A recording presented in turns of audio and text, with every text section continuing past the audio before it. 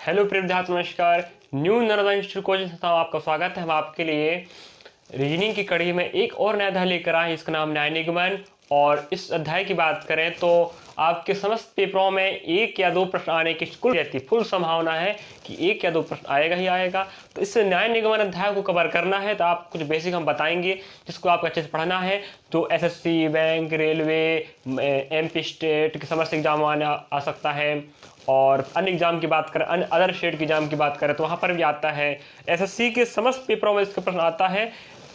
वर्तमान में SSC GD चल रहा है, उसमें भी एक या दो प्रश्न आने की फुल संभावना है, ध्यान रखें। तो इस अध्याय को अच्छे से कवर करना है तो आप क्या करना पड़ेगा, तो देखना पड़ेगा। फिर चलिए, जैसे आप लोगों ने पहले सुन चुका है, हम आपको बता रहे हैं अध्याय का नाम न्याय निगमन है, जिसे बोलते हैं सिलोजिज्म अंग्रेजी में। और इस अध्याय का प्रश्न एक या दो तो आना ही है, और वर्तमान जीडी में एक प्रश्न आना ही है, एक या दो। चलिए हम देख लेते हैं कि न्याय निगमन होता क्या है। ठीक है, न्याय निगमन होता क्या है। ठीक है, अब हम इसकी परिभाषा की बात करें। ठीक है, न्याय मतलब होता है न्याय, जैसे न्यायालय होता है न्याय प्लस आलय, मतलब आलय मतलब होता है घर। किसका घर? न्याय का घर ही क्या कहलाता है? न्यायालय कहलाता है। उसी प्रकार हमारे पास क्या दिया है? न्याय निगमन। तो हमें भी इस अध्याय में न्याय करना है, आपको न्याय करना है। तो इस न्याय निगमन की परिभाषा हम कह सकते हैं, न्याय एक ऐसी प्रक्रिया है जिसमें दो या दो से अधिक कथन, तर्क या आपको वाक्य मिलेंगे, जिनके आधार पर आपको तर्कयुक्त निष्कर्ष निकालना है। उसके बाद आपको विकल्पों के माध्यम से आपको आंसर बताना है, वही कहलाता है न्याय निगमन। एक बार और रिपीट कर रहा हूं, न्याय निगमन एक ऐसी प्रक्रिया है जिसमें दो या दो से अधिक क्या मिलेंगे आपको? कथन मिलेंगे, या तो वाक्य मिलेंगे या तर्क मिलेंगे। इनके आधार पर आपको तर्कयुक्त क्या निकालना है? निष्कर्ष, यही कहलाता है न्याय निगमन। चलिए, तो आपको न्याय निगमन अध्याय में क्या क्या मिलने वाला है? आपको पहला पॉइंट क्या मिलेगा? कथन। ठीक है, तो कथनों की संख्या एक हो सकती है, नहीं, कम से कम दो हो सकती है, और अधिक से अधिक दो से ज्यादा हो सकती है। तो एक निष्कर्ष मिल सकता है, दो मिल सकता है, तीन मिल सकता है, ये चार। ठीक है, और कथन की बात करें तो हमारे पास इस अध्याय में कथन मिलेंगे, एक हो सकता है, दो या तीन या चार हो सकते हैं। ठीक है, इसके बाद आपको निष्कर्ष दिया रहेगा। कथन के बाद क्या रहेगा? निष्कर्ष रहेगा, जो जिनकी संख्या एक, दो, तीन या चार भी हो सकती है।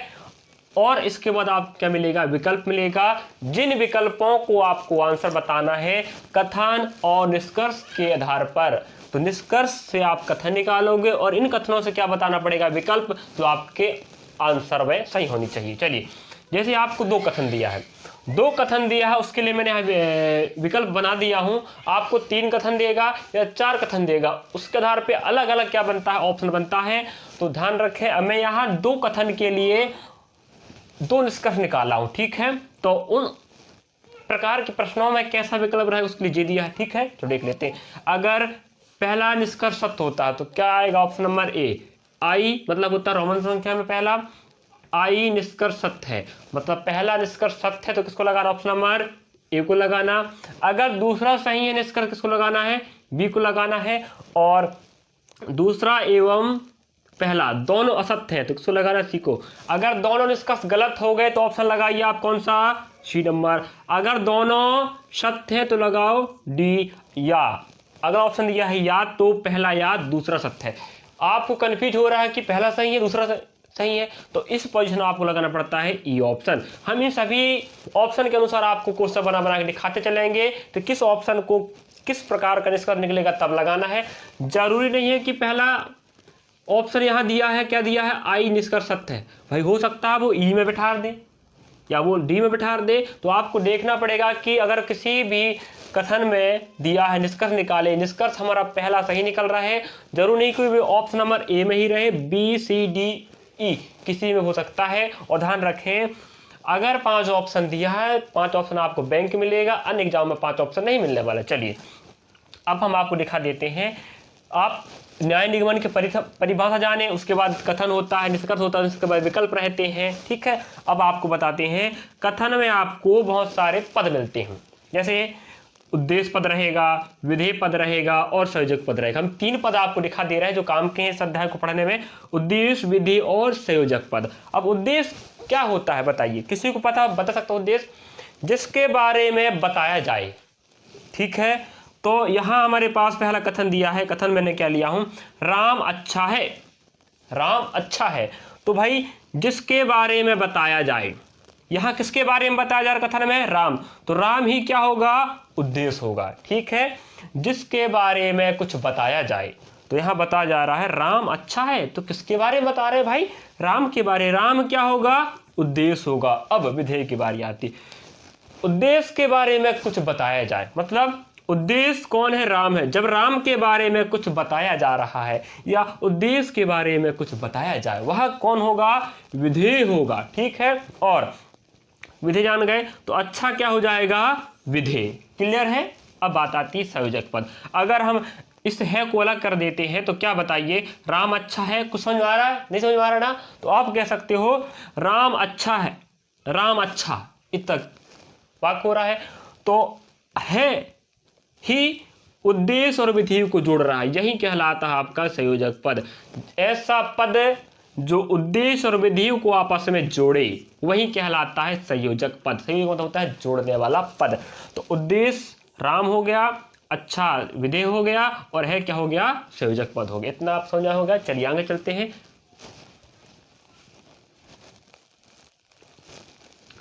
चलिए अब आगे ले लेते हैं। आगे क्या दिया अपने पास? अब मैंने यहाँ बता दिया परिभाषा, कथन, निष्कर्ष, विकल्प।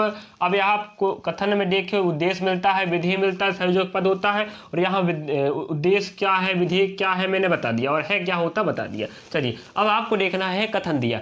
कोई भी कथन को आप वाक्य बोल सकते हो या तर्क बोल सकते हो। ठीक है, उसमें इस अध्याय में दो प्रकार के कथन, वाक्य, तर्क बनते हैं।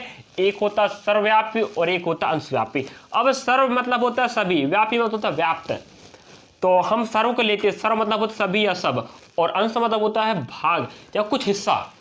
अंश, भाग या कुछ हिस्सा, ठीक है, व्याप्त हो। अब हम बात कर लेते हैं सर्वव्यापी। सर्वव्यापी किसे बोलेंगे आप? ऐसा कथन, वाक्य या तर्क जो उद्देश्य के बारे में पूरी जानकारी दे। कौन?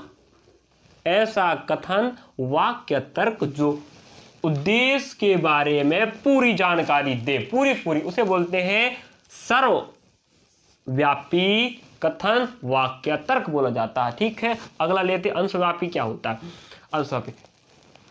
ऐसे कथन, वाक्य, तर्क जो उद्देश्य के बारे में या उद्देश्य के विषय में कुछ हिस्सा ही जानकारी देते हैं, मतलब पूरा पूरा जानकारी नहीं देते, उस उद्देश्य के बारे में कुछ विषय की ही जानकारी मिलती है, उसे क्या बोलते हैं? अंशव्यापी कथन, वाक्य, तर्क बोला जाता है। अब यहाँ देखो सर्वव्यापी की बात करें, दो प्रकार के कथन बनेंगे, सकारात्मक और नकारात्मक। यहाँ पर भी क्या है? सकारात्मक और नकारात्मक। जिस सर्वव्यापी से आपको नकारात्मक अर्थ मिले, मतलब जिस सर्वव्यापी कथन से आपको सकारात्मक अर्थ मिले तो सकारात्मक सर्वव्यापी कहलाएगा, और जिस सर्वव्यापी कथन से आपको नकारात्मक अर्थ निकले कहलाएगा नकारात्मक सर्वव्यापी कथन। क्लियर है? उसी प्रकार आप देख सकते हैं यहाँ पर, जिस अंशव्यापी कथन से आपको सकारात्मक अर्थ निकले तो सकारात्मक अंशव्यापी कहलाएगा, और उसी प्रकार जिस अंशव्यापी कथन, वाक्य, तर्क से आपको नकारात्मक अर्थ निकले उसे बोलते हैं नकारात्मक अंशव्यापी। आया समझ में कि नहीं आया बताइए जरा। अब इनके बारे में जान लेते हैं, सकारात्मक और नकारात्मक, सकारात्मक और नकारात्मक। अर्थ क्या होनी चाहिए? सकारात्मक, यहाँ नकारात्मक, यहाँ सकारात्मक, यहाँ नकारात्मक। चलिए हम आप आगे लेके चलते हैं। जैसे आपको हमने यहाँ बताएं सकारात्मक सर्वव्यापी, नकारात्मक सर्वव्यापी, सकारात्मक अंशव्यापी और नकारात्मक अंशव्यापी। चलिए अब मैं यहाँ पर लेता हूँ सर्वप्रथम सर्वव्यापी के। दोनों किसके हैं? हम यहाँ ए डाल देते हैं, ए नंबर जो हो जाएगा बी नंबर, तो जे उदाहरण ए के है और जे दोनों हो जाएगा आपके बी नंबर। क्लियर है? ए सर्वव्यापी, अंशव्यापी बी कहला रहा है। तो हम ए का मैंने उदाहरण लिया हूं, एक सकारात्मक और एक है नकारात्मक। तो इनका डायग्राम कैसे बनेगा? हमें इस अध्याय को बनाने के लिए आपको वैनारिक बनाते बननी चाहिए, जिसे वेन डायग्राम बोलते हैं। ठीक है, उसके आधार पर आप पहले आप कथन देखेंगे, कथन से निष्कर्ष, तो कथन से आप वेन डायग्राम बनाएंगे, उस वेन डायग्राम को आप निष्कर्ष से मिलाओगे, उसके बाद आपको विकल्प देख के आंसर बताना पड़ेगा। चलिए तो मैं लेता हूं सर्वव्यापी, सकारात्मक, नकारात्मक। पहला है सकारात्मक वाला, दूसरा नकारात्मक वाला। देखो सभी आम फल हैं। देखो अब हम लेते हैं आम। आम यहाँ मैं बना लेता हूँ, वेन आरेख से बताता हूँ। आम आपको लिख रहे हैं, आम सभी क्या है, फल है। जितने भी आम है सब के सब क्या हो गए, फल हो गए। तो ये बताओ आम क्या है, फल है। तो आम के बारे में बताया जा रहा है, तो आम क्या कहलाएगा, उद्देश्य, और फल कहलाएगा विधेय। आम के बारे में बताया कि आम कैसा है, फल है। तो आम उद्देश्य हो गया, फल विधेय हो गया। हमने आपको बताया था सभी सर्वव्यापी, मतलब जब उद्देश्य के बारे में पूरी जानकारी दिया जाए, पूरी उसे बोलते हैं सकारात्मक सर्वव्यापी। ठीक है, अब सकारात्मक है क्योंकि सकारात्मक मतलब जहां नहीं आएगा, जहां हाँ ही के बारे में जानकारी मिले सकारात्मक, और जहां पर नहीं आ जाए वहां क्या रहेगा, नकारात्मक। तो यहां तो भाई ना की बात ही नहीं हुआ ना, तो सभी आम फल है। सभी मतलब हो गया सर्व, आम मतलब हो गया उद्देश्य, और फल हो गया विधि। यहाँ पर आम के बारे में बताया जा रहा है कि आम सकारात्मक सर्वव्यापी कथन है। तो डायग्राम कैसे बनेगा, बना रहे आम है, जितने भी आम है सबके सब क्या है, आम है, सभी के सब क्या है, फल है। तो हम भाई आम बना दिए और ये बन गया फल। तो ऐसे आप क्या बनाना है, वैनारिक। ठीक है, अगला दिया है कोई भी आम फल नहीं है। चलिए, मतलब कोई भी आम फल नहीं मतलब होता है सभी आम फल नहीं है। भाई सभी आ रहा है, सभी किसके लिए होता है, सर्वव्यापी के लिए। अब यहाँ पर कोई नहीं है, इसको जगह सभी भी लिख सकता था, कोई दिक्कत है नहीं ना। जैसे मैं बोलूं कि आज क्लास में कोई विद्यार्थी नहीं आया है, तो कोई की जगह लगा दे सभी, तो आज सभी विद्यार्थी क्लास नहीं आए, वही बात हुआ ना। तो कोई भी आम फल नहीं है, भाई आम है, आम बना दिए अपन डायग्राम में, आम है जितने भी, कोई क्या नहीं है, फल नहीं है, तो अलग बना दो। ठीक है, आम और फल के बीच में संबंध नहीं है, तो ये कहलाएगा नकारात्मक सर्वव्यापी। सभी तो है, देखो सभी। ठीक है, चलिए सभी, अब कहोगे सभी नहीं तो कोई भी आम फल नहीं, मतलब तो सभी आम फल नहीं है ना, तो क्या हो गया ये सर्वव्यापी। लेकिन क्या लग गया है पीछे, नहीं मतलब नकारात्मक। उसी प्रकार हम लेते हैं अगला बी नंबर, क्या अंशव्यापी आपको लेकर बताते हैं। अंशव्यापी में दिया कुछ आम फल है, कुछ मतलब होता है भाग, हिस्सा, थोड़ा सा हिस्सा। अब हमारे पास आम दिया, आम क्या है, कुछ फल है, तो हम लेते हैं यहाँ पर आम, आम लिखे यहाँ पर आम बना दिए। अब आम कुछ क्या है, फल, आम कुछ फल है, तो आम इतने हैं आपके में दिखाई दे रहे हैं, इनमें से थोड़े से आम क्या हो गए हैं, फल। तो कुछ हिस्सा, अंश भाग कुछ। ठीक है ना, तो ध्यान रखें सभी के लिए राउंड ऊपर बनेगा डायग्राम, और कुछ के लिए हिस्सा बनता है ऐसा वाला बनता है। एक तो चले, अब अगला दिया है कुछ आम फल नहीं है। अब देखो इसको डायग्राम बनाते हैं, हमारे पास कुछ बोल दिया तो कुछ ये बन गए। ठीक है, हमारे पास हम कह दें कि इस पूरे हिस्से में आम है, रंगीन वाले। ठीक है, यहां पर इसने पूरे में आपके पास क्या है, आम है। क्या होगा जी, आम।